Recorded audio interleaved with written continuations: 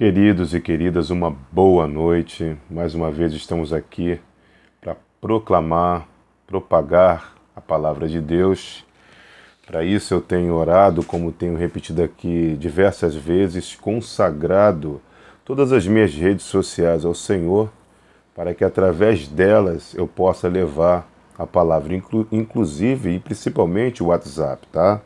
Queria convidá-los, se você estiver em casa assistindo este vídeo, possa abrir a sua Bíblia lá no Evangelho de Jesus Cristo segundo Mateus, no capítulo 5, o Sermão do Monte, as Bem-aventuranças. Nós iremos ler do versículo 1 do capítulo 5 ao versículo 12. Esta é uma passagem que, se nós cristãos entendermos de fato, nós deixaremos de ser o cidadão de bem, que é um conceito terreno, para sermos verdadeiros cidadãos dos céus, com origem no reino de Deus.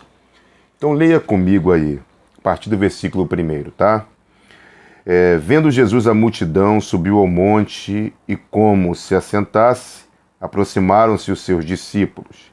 E ele passou a ensiná-los, dizendo, versículo 3, versículo não, 3.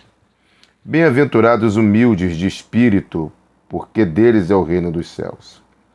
Bem-aventurados os que choram, porque serão consolados. Bem-aventurados os mansos, porque herdarão a terra.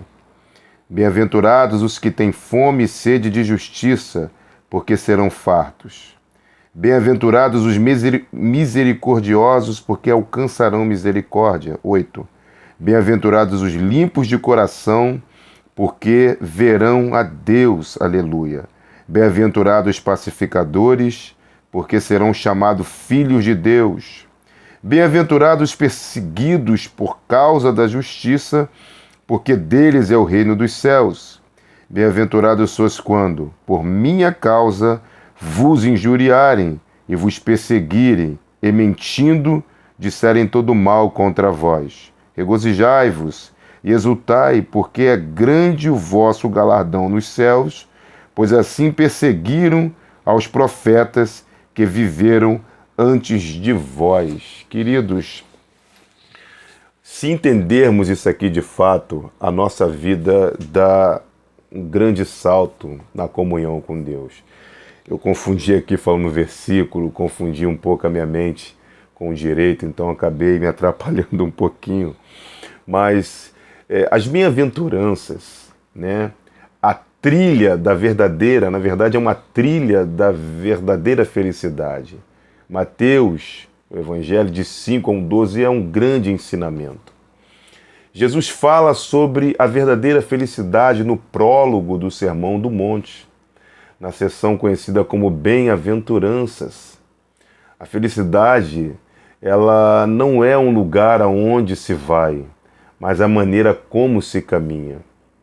Jesus dá uma verdadeira receita, o mapa da verdadeira felicidade. Os tesouros riquíssimos, aleluia, da verdadeira felicidade estão ao nosso alcance. A felicidade não é uma utopia, mas algo factível, concreto, tangível, ao nosso alcance. Não é algo que compramos com dinheiro, mas um presente que recebemos de Deus. A felicidade não está nas coisas que vemos. É uma atitude do coração, porque vivemos por fé e não por vista. Ela não é um pagamento de nossas virtudes, mas um presente da graça. Não é algo que conquistamos por esforço próprio, mas um dom que recebemos pela fé. O que o mundo promete e não consegue dar, Jesus oferece gratuitamente. Não é um caminho aberto da terra para o céu, mas do céu para a terra. Não é algo que fazemos para agradar a Deus, mas o que Ele faz para conosco. Não é um prêmio, é presente, não é merecimento, é graça. As bem-aventuranças, gente, enfatizam 8 sinais principais da conduta e do caráter cristão, especialmente em relação a Deus e aos homens. Assim como o fruto do Espírito expressa o caráter do cristão e não as diversas facetas dele, de igual forma, as bem-aventuranças são 8 atributos do mesmo grupo de pessoas. Os cristãos maduros ou cristão maduro têm todas essas oito qualidades e não apenas algumas delas. Elas não são qualidades inatas ou adquiridas pelo esforço humano, como já havia dito acima. Ninguém poderia possuí-las à parte da graça de Deus. A felicidade é o resultado de um correto relacionamento com Deus, consigo mesmo e com o seu próximo, hein? Preste muita atenção. O cristianismo, antes de ser assim, tem que ser assim. As 8 bem-aventuranças apontam para esse quádruplo relacionamento, atitude em relação a si mesmo, 5, 3 e 4. Em relação ao pecado, dos 5, 5 e 6. Em relação a Deus, nos versículos, capítulos 5, 7 e 9. Em relação ao mundo, 5, 10 e 12. A felicidade consiste numa correta relação com Deus. As 2 primeiras bem-aventuranças falam de uma correta maneira de nos aproximarmos de Deus. Feliz é o humilde de espírito e o que chora. Esses conceitos estão na contramão dos valores do mundo, que valorizam a arrogância e a presunção. A palavra grega, salvo engano, para humilde, proudos, significa pobre, carente, desprovido completamente dos bens mais necessários. É o mendigo que nada tem para reivindicar, por exemplo. Feliz é o homem que se aproxima de Deus, sabendo de sua total falência espiritual, e dessa maneira agarra-se à graça de Deus, aquela pessoa dependente de Deus. A palavra para choro era usada para descrever o choro pela perda de um ente querido profundo, doloroso e amargo. Feliz é aquele que chora pelos seus pecados e sente tristeza diante de Deus pelas mazelas do coração, gente. É o que está faltando na igreja brasileira. Os que se aproximam de Deus, conscientes de sua total necessidade, lamentando pelos seus pecados, são muito felizes em si. São felizes porque recebem consolo, olha só, e também a herança do reino dos céus. A felicidade consiste numa correta relação consigo mesmo. Jesus disse que os mansos e os puros de coração são bem-aventurados. Uma pessoa mansa tem controle de si mesma, de suas ações, do que pensa, do que fala. A palavra grega, salvo engano, pinos, era usada para um animal domesticado. Ele tem força, mas usa essa força para o bem, não para o mal. Alguém sem domínio próprio arruína a própria vida e a vida dos outros que estão ao seu redor. Pensa nisso.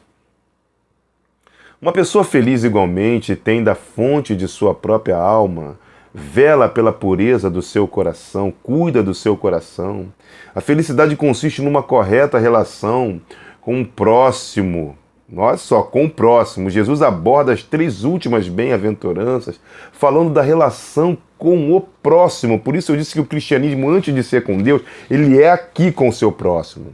Felizes são os misericordiosos, os pacificadores, os perseguidos por causa da justiça. A felicidade não está em explorar o próximo, mas em servi-lo. Não está em destruir o próximo ou cavar abismo para separar pessoas, mas em construir pontes de reconciliação entre elas. Não está em sofrer ou fazer alguém sofrer pela prática da injustiça, mas praticar a justiça e estar disposto a ser perseguido por essa causa. Os misericordiosos alcançarão misericórdia. Os pacificadores serão chamados filhos de Deus. E os perseguidos por causa da justiça receberão a herança do reino. O que a gente vê hoje é o contrário. As pessoas põem um lenho na fogueira. As pessoas criam um abismo nas relações com as outras. Quando Jesus quer unir, as pessoas se separam.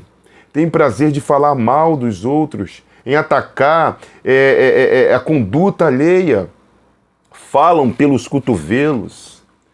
Isso não é cristianismo.